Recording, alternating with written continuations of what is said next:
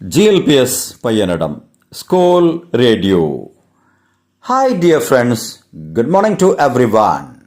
Now surely you can identify my voice. I am Krishna Kumar Mash.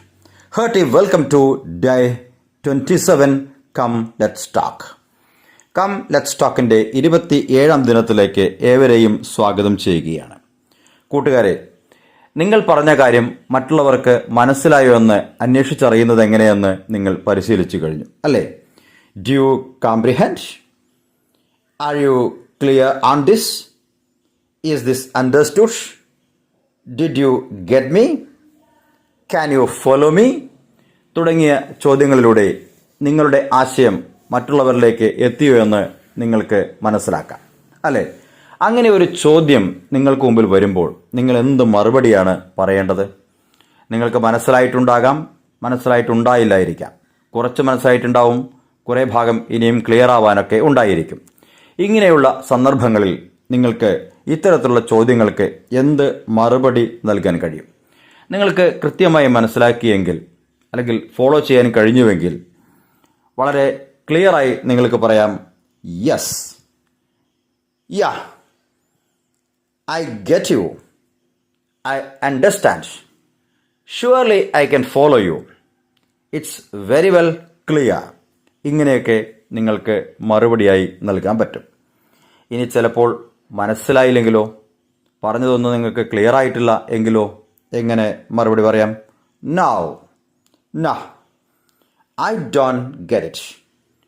Can you explain? Give me a little more explanation. Can you say it once more? ഇങ്ങനെയൊക്കെ നിങ്ങൾക്ക് മറുപടിയായി നൽകാം അല്ലേ? ഇനി ചില സന്ദർഭങ്ങളിൽ ഭാഗികമായൊക്കെ നിങ്ങൾക്ക് മനസ്സിലായിട്ടുണ്ടായിരിക്കും അല്ലേ?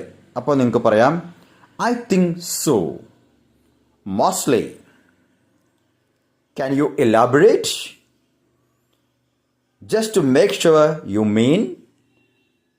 ഇങ്ങനെയൊക്കെ ചോദിക്കുമ്പോൾ അല്ലെങ്കിൽ ഇങ്ങനെയൊക്കെ മറുപടി പറയുമ്പോൾ പറയുന്ന ആൾക്ക് മനസ്സിലാവും നിങ്ങൾക്ക് വേണ്ടത്ര കാര്യം മനസ്സിലായിട്ടില്ല, ഇനിയും ക്ലാരിഫിക്കേഷൻസ് വേണം എന്നുള്ള കാര്യം. Okay friends, did you clarify? Could you follow my words?